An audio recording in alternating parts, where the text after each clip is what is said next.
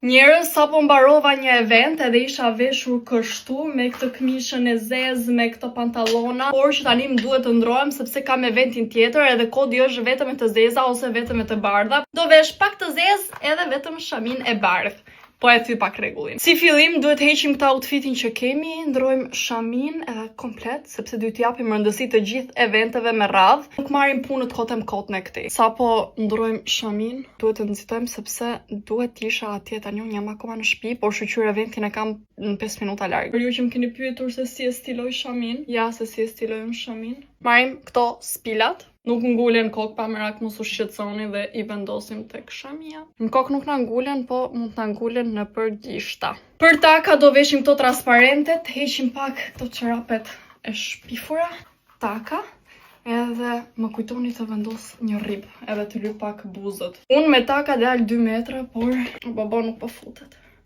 Hajde se s'kemi kohë tani, hajde. Futu.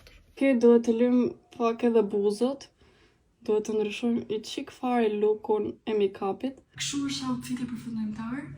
Hajde kameramane. Ikim tani, se mos jam mësuar me taka, edhe pse këto janë të shpejtra. Se di. Shko ma shit pak të dhomës, nuk e kam këtu.